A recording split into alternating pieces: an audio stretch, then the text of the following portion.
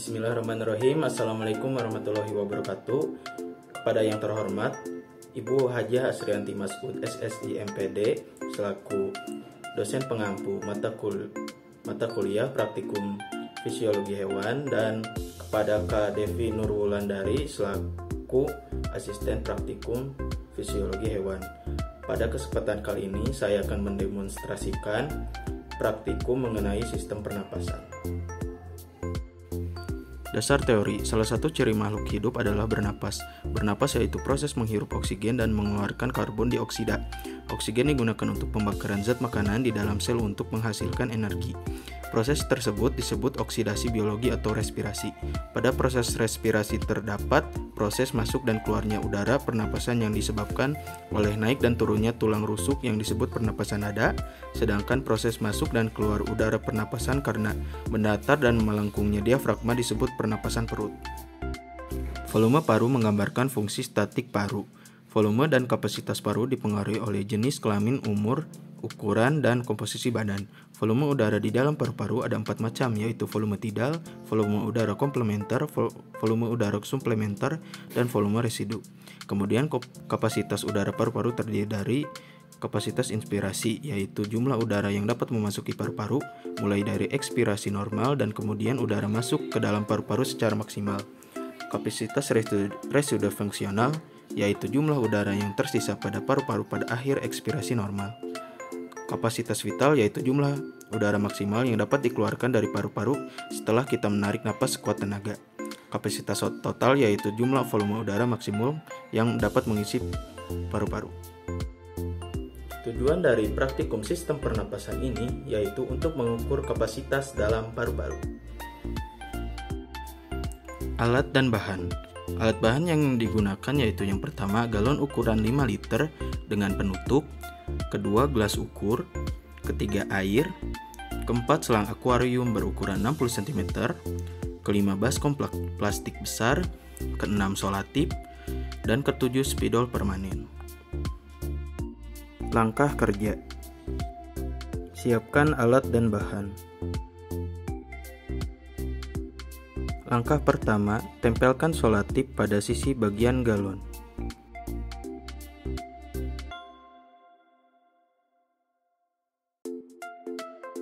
Langkah kedua, tuangkan air sebanyak 250 ml ke dalam galon, lalu balikan galon dan beri tanda batas pakai spidol permanen.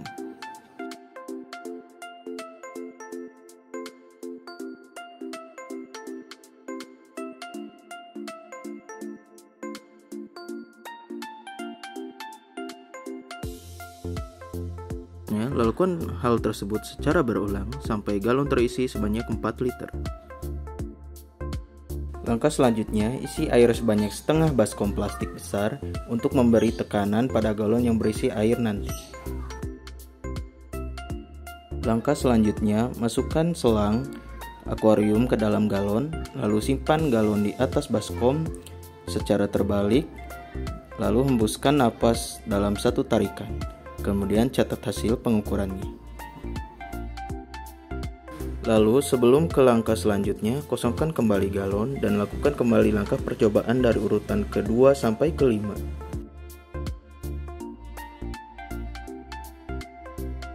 Langkah selanjutnya, lakukan aktivitas yaitu dengan berlari selama 2 menit.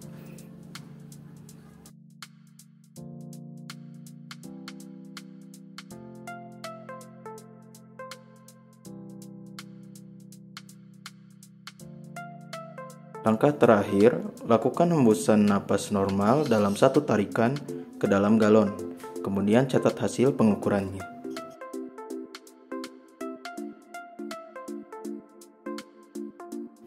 Berikut merupakan tabel hasil pengamatan pada praktikum yang telah dilakukan. Pembahasan. Objek praktikum sistem pernapasan ini adalah seorang laki-laki yang bernama Satrio Akbarutama yang berusia 20 tahun dengan tinggi badan 164 cm dan berat badan 88 kg. Lalu pada praktikum kali ini didapatkan bahwa kapasitas paru-paru sebelum beraktivitas adalah sebesar 3000 ml dan setelah beraktivitas yaitu dengan berlari selama 2 menit, hasilnya sebesar 3.500 ml. Dari hasil pengamatan tersebut menunjukkan bahwa semakin banyak aktivitas yang dilakukan, maka semakin besar pula jumlah kapasitas paru-paru. Hal ini sesuai dengan pernyataan dari Ganong yang menjelaskan bahwa latihan fisik yang intens dapat meningkatkan 20% lebih kapasitas vital paru-paru manusia yang dapat memengaruhi CO2 maksimal paru-paru seseorang.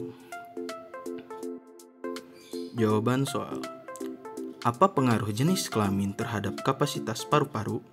Perbedaan jenis kelamin mempengaruhi kapasitas paru-paru. Sebagian besar kapasitas paru-paru tergantung pada ukuran tubuh, komposisi tubuh, kekuatan otot pada pria dan wanita, dan jumlah hemoglobin. Karena itu, wanita cenderung memiliki kapasitas paru-paru yang lebih kecil daripada pria, karena ukurannya yang memang lebih kecil. Kapasitas paru total pada pria yaitu 6,0 liter dan pada wanita 4,2 liter. Sedangkan kapasitas vital rata-rata pria dewasa kurang lebih 4,6 liter dan perempuan dewasa kurang lebih 3,1 liter. Sebutkan dan jelaskan faktor-faktor yang memengaruhi kapasitas paru-paru manusia. Yang pertama itu ada umur. Semakin bertambahnya umur seseorang, maka kapasitas paru akan berkurang, di mana kapasitas paru orang dengan umur 30 tahun memiliki rataan 3000 ml, sedangkan untuk umur 50 tahun memiliki rataan kurang dari 3000 ml. Yang kedua ada jenis kelamin, di mana kapasitas paru total pada pria yaitu 6 liter dan pada wanita 4,2 liter.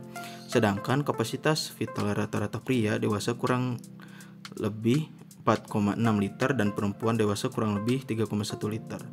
Yang ketiga ada riwayat penyakit paru, di mana seseorang yang mengalami gangguan pada fungsi paru dapat memengaruhi jumlah kapasitas paru yang tidak normal.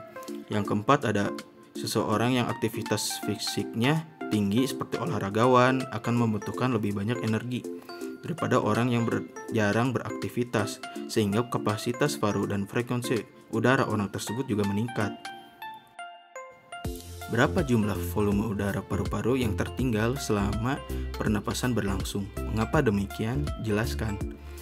Nah, jumlah volume udara paru-paru yang tertinggal ataupun yang disebut udara residue selama pernapasan berlangsung yaitu sekitar 1000 ml dan tidak dapat dikeluarkan. Hal tersebut terjadi supaya udara residue ini mengisi bronkiolus dan alveolus sehingga membuat paru-paru tetap dalam keadaan mengembang.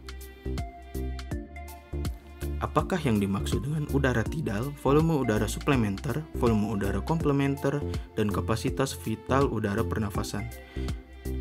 Udara pernapasan ataupun udara tidal adalah udara yang keluar masuk paru-paru pada saat pernapasan biasa.